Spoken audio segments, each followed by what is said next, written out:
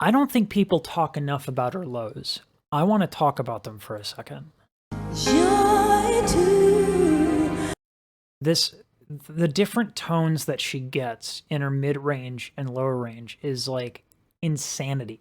And it's so subtly done that I don't think people understand how nuanced it is. This is a higher larynx with a little bit more fold separation. And then she brings the volume down, the breath pressure down, which brings the folds together. So we get this hissy airiness. And then when she hits 2, that hissiness goes away because she's not using as much air.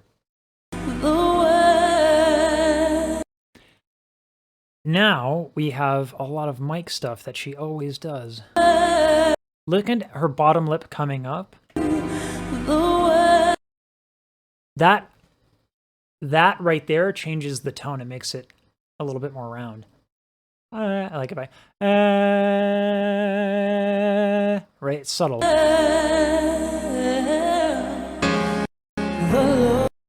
And then this is pursed lips, very close to the microphone to get a very, very rich, dark sound. So if I go up to the microphone, you can hear how that increases the lowers, right? Low frequencies. Oh, okay. All right. So we have like this lovely.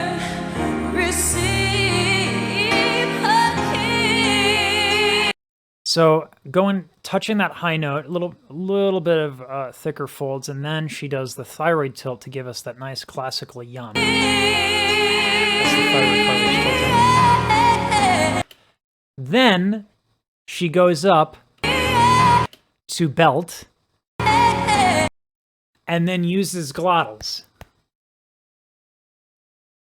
A glottal is, so if you hold your breath, right, everything kind of comes together, right? So if you, if you keep them close,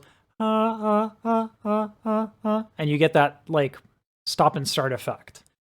I'm not terribly good at it, and I don't think a lot of people use it, but it's very, very difficult because you have to maintain a complete and utter consistency in your breath in order for it not to go haywire.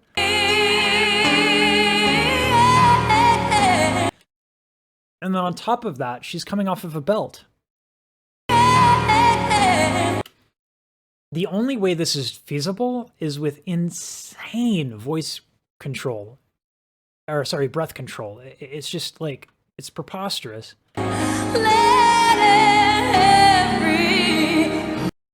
Watch her inhale. Watch her inhale.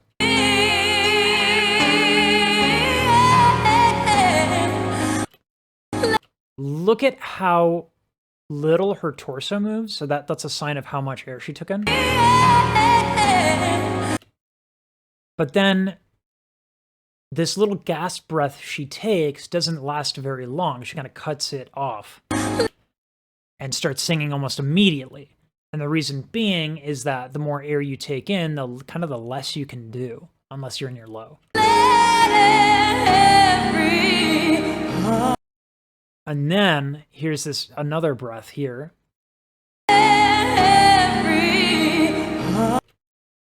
And the little breath there will allow her to give a lot more power to her low end.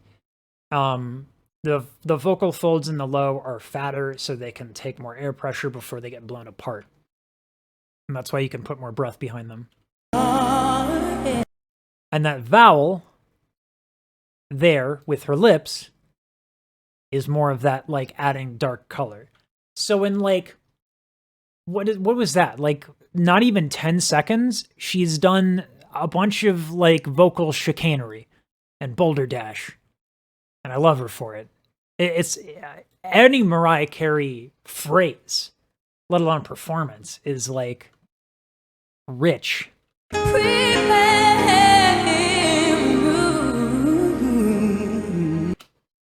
So the run we'll talk about, but when we were talking about glottals before, when you're kind of like your folds shut, as they would when you're holding your breath. Another way to start a note, this is called onset, right? How you start the note, is to use what's called an aspirate, right? Like an H sound.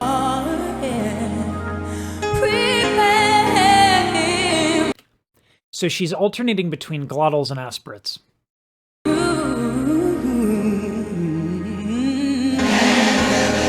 Come on.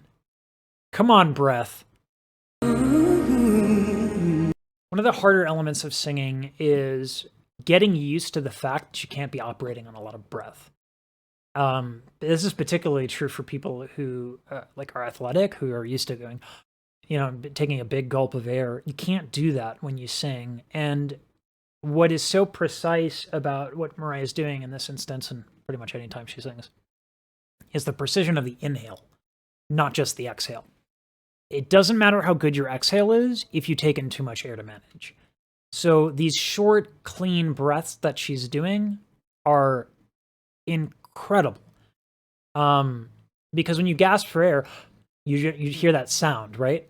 But you don't want to hear that sound if you're inhaling and you're about to sing. So she does these really small inhales, and she's totally comfortable while doing that. Usually causes a lot of anxiety.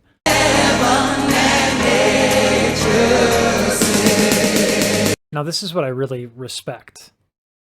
She's blending with the chorus. Right here, when she gets onto this microphone, she is blending with that choir.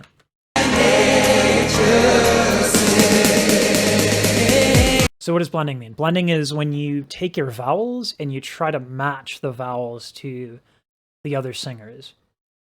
It's actually deceptively difficult. It requires a lot of attentiveness and also versatility, right? If someone's used to using different vowels, and vowels are a fundamental part of singing. People often call it placement. It's a little bit of a misnomer.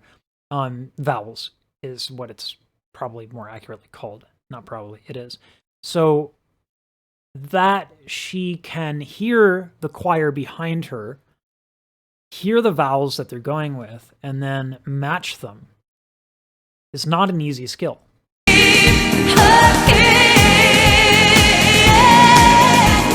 I love how in time everything is. When you have a choir that's a little bit more in the classical realm of things, they don't always start the same note at the same time. And that's not a bad thing. That's actually its own aesthetic. One of the ways that you can tell MIDI strings from actual strings is that MIDI strings, everything starts at the same time. Or it takes a little bit to start. But in an actual string section, you get these slight variants of when people start. But you don't have that here. Because it wouldn't be stylistically appropriate, right? You have a drum kit. Anytime you have a drum kit, you're kind of supposed to be in time, and everyone does it. Everyone pulls it off.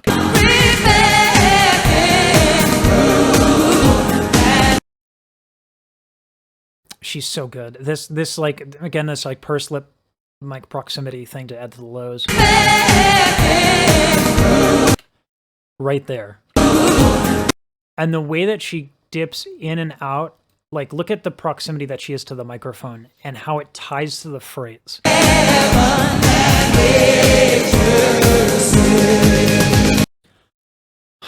No tricks there. No tricks there on the low, and yet listen to that sound. It's beautiful. She's just got a great voice. Like, technique aside, right? Ooh. So remember when we go back here and I say yes, low note. What Mariah does that a lot of people struggle to do, because it's insanely difficult to do this. The vocal weight, the thickness of your folds, usually people train it so that they have an even scale. What does that mean? Because it means you go from bottom to top effortlessly and back down again. And so like a soprano or a tenor will do in their low is they'll, like, they won't have a very powerful low, right? And it allows you to go up very quickly because you don't have to shift a bunch of vocal weight around. But what she is so good at is she'll do this low note where she has a lot of thickness to the folds.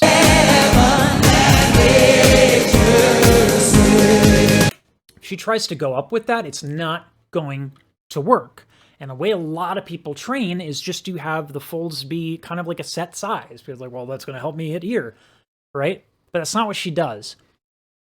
She can dictate so easily the thickness of her folds as she goes up. So it like she'll sound really lush and low here, and then she knows that as the phrases switch to higher notes overall in the tessitura, right?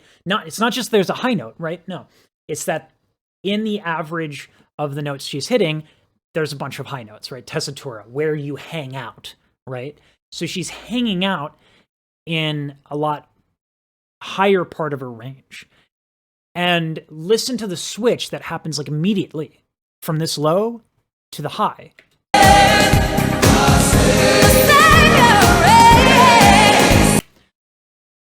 That is fast.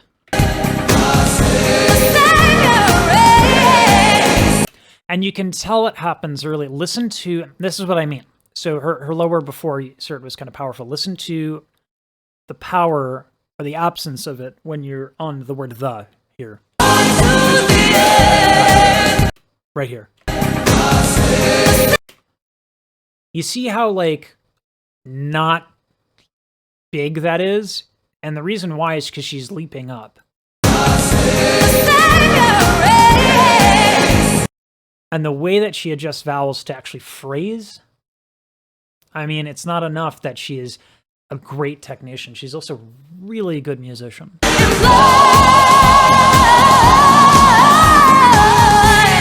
I love that. This is basically like straight classical singing this moment. It's very, very bright vowels, which is not necessarily operatic, but it is very classical. It's just straight, beautiful, healthy, sustained vibrato. It's wonderful. And then to come out of it and then do that run shows that, again, that breath control, where she's doing that straight vibrato thing. It's not like she's pounding it with air, but it's a little bit more air. And then she backs off of it immediately to do that run.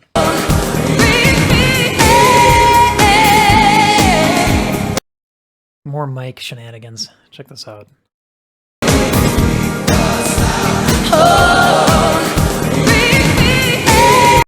So when she does repeat, happens on a downbeat, I'm pretty sure.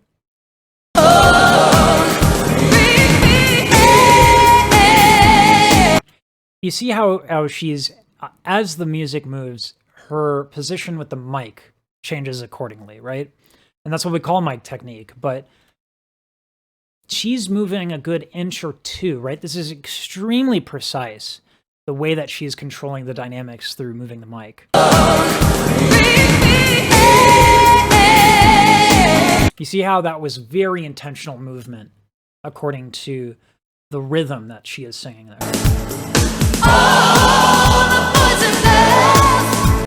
This joy here.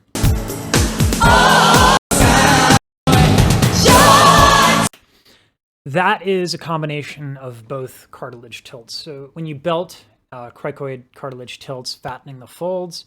When you thyroid tilt, you get a little stretching of the folds and a deeper tone. When you combine both together, belting has this tendency to sound really hot in a certain higher frequency range, right? You don't get a lot of lush low from belting.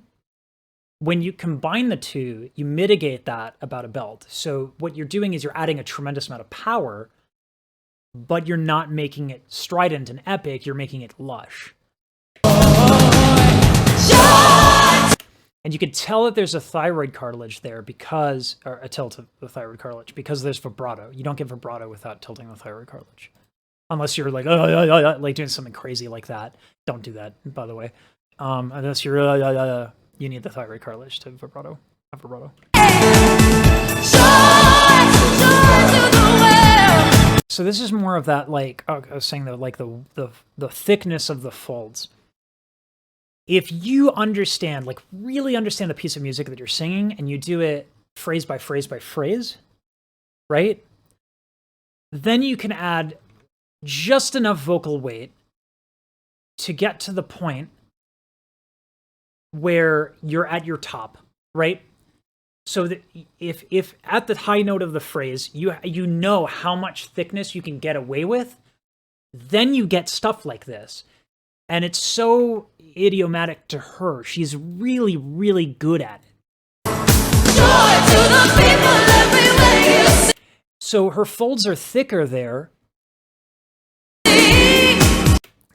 She knows how the range of this phrase, right? So that the whole thing, right? That's definitely her bringing a more lush sound, right? Thicker vocal folds.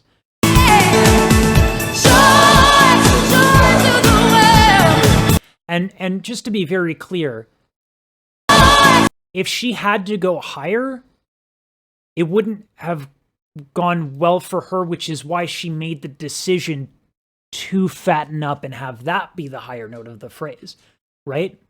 We all know she can just go up on a dime, right?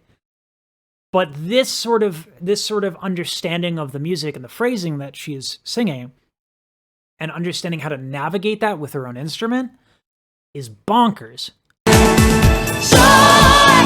If she went any higher than that, it would have gone flat. But she knows she doesn't have to, so she brings all of that sound that she's got on that note.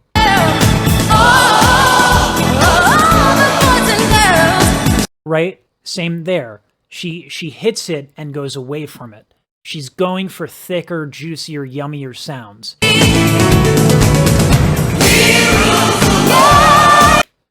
And then immediately, like, just her ability to be like, okay, this is the note that I have to hit, and we're adjusting and we're good.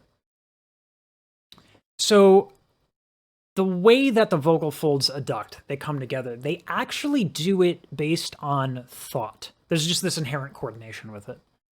So if you think the pitch, you'll actually kind of feel you won't feel it because the vocal folds don't have nerve endings, but you will kind of get the idea of like where you're going to hit, right? Because we walk around with our instrument the entire time.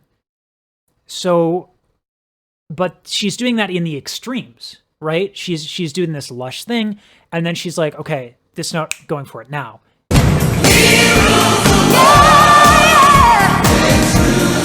Now that little slide into there does help, the yeah.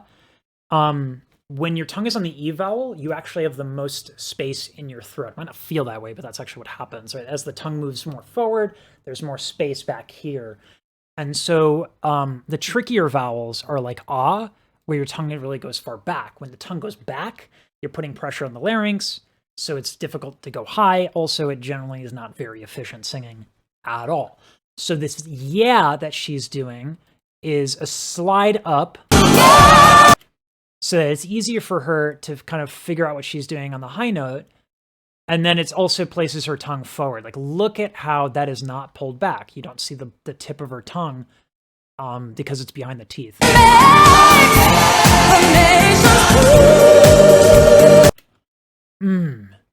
Just a lovely flip into falsetto. We've been getting belt. We've been getting belt. We've been getting belt.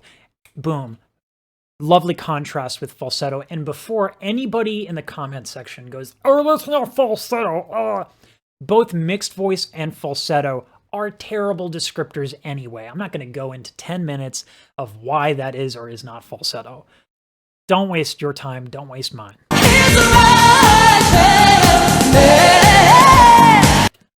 Her belts are so good.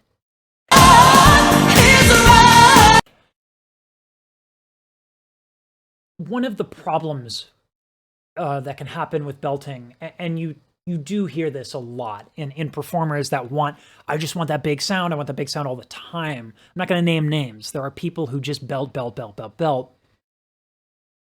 for the maximum amount of power that they can go for.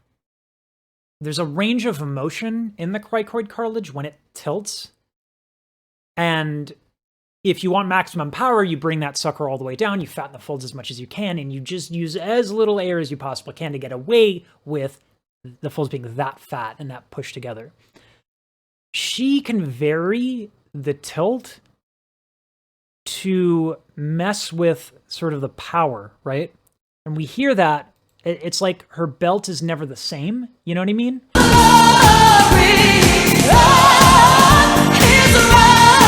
That up here is also a belt. Listen to how different the word righteousness is. Right?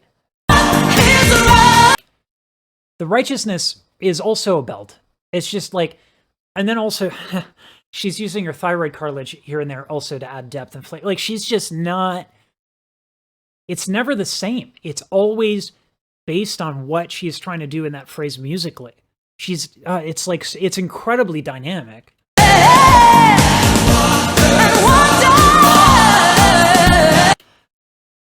Oh man, look at the mic tilt. Look at the mic tilt on that belt. She's like, I don't need an audio engineer. I don't need compression. I am the engineer. This right here, this moment, any voice teacher that is strictly classically trained and regurgitates tradition and doesn't actually have an understanding of like what physically happens with the voice in different moments, they'll often say like pop singing and belting is just shouting. That's not at all what it is. I mean, can be, sure. But right here, when she hits these more classical notes that she'll sprinkle in every now and then, it's better. It's better than a lot of people who sing opera. That's basically straight classical singing with a brighter vowel, so it's not stuffy, right?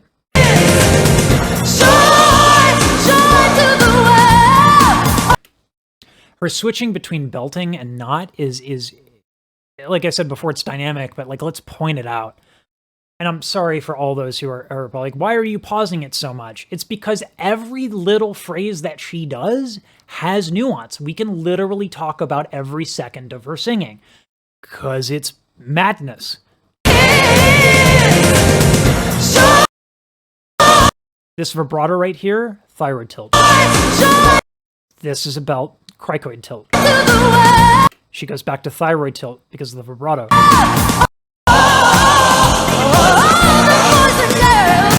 She goes up with the belt. As she goes down, she untilts.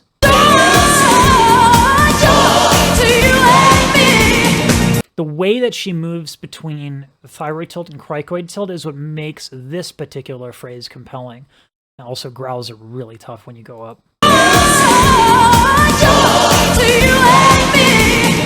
If you're really careful about listening, if you can really listen critically, you can hear these things happen. If we just take it in its basic form, belting, epic, powerful, right? Thyroid is a lot more lush, it achieves vibrato, and she's just dancing between the two. And if you listen to her, and it's not just that these things are tilting and untilting, it's that she's controlling how much they tilt. Now, is she conscious of all the cartilage pieces and all that stuff? No. Just the way I would argue that Tiger Woods is probably not, like, surgical about his golf swing, right? Like, she's built this as an intuition, which is crazy.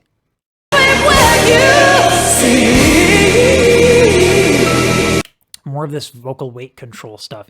She's very, very, very thick on the folds, very heavier. And then she goes into falsetto.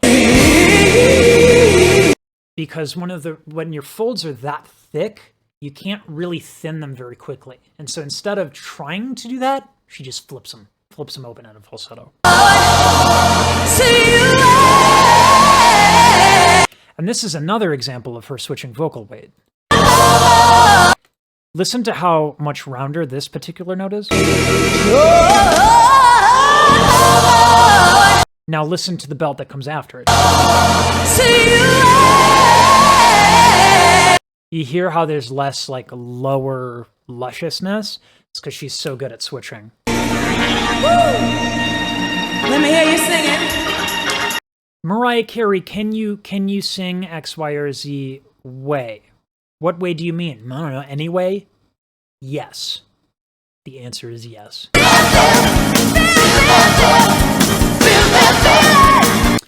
This is also hard. The feel, whenever you have a fricative consonant, or any consonant that where you risk breath pressure building up. So if you do that and you do it too harshly, you can do that right now. You do it too harshly, you'll feel. It doesn't feel good, right? There's a lot of pressure that builds up there. So she has to be very precise about how she's hitting these consonants. And you'll notice how she gets off of them immediately. She touches it and goes.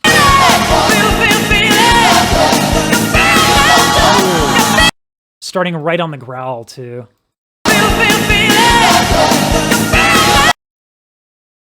To start off right on the growl, your folds have to be incredibly relaxed. They have to be lax. It's the only way that they're gonna fry like that.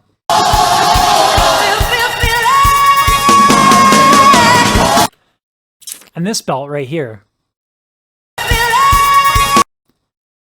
that's pretty amazing. It's the precision that impresses me. I don't know what the note is, but it's like, it's so clean. And this is true of almost all of her singing, right? When she goes dirty down low, sometimes she's not like thinking in terms of efficiency. But anytime she has a challenge vocally, it's just so surgical and like perfect execution.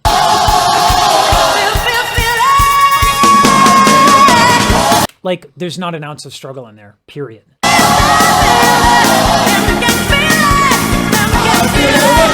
And she'll go from like being exuberant, like really into the performance and putting maybe a bit too much air behind it, but she's safe to do it, right? She's safe to do it in this lower range of hers.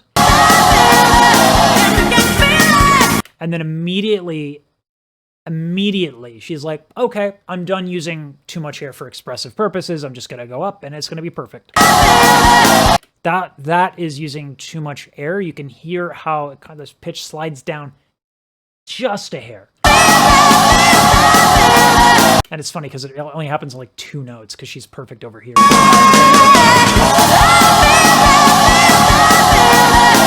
So it's on that like second to last feel. Right there. Now, before anyone rushes in to defend her, like she's in it, right? She's into it and it's fine. She's in her lower range. It's fine if she wants to put a little bit more air behind that than is perfectly optimal. But what's impressive is that she'll do that and then do this.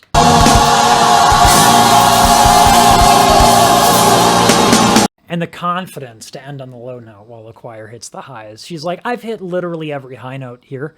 I'll let you have a swing at it. And I mean, listen, the choir singers are also amazing.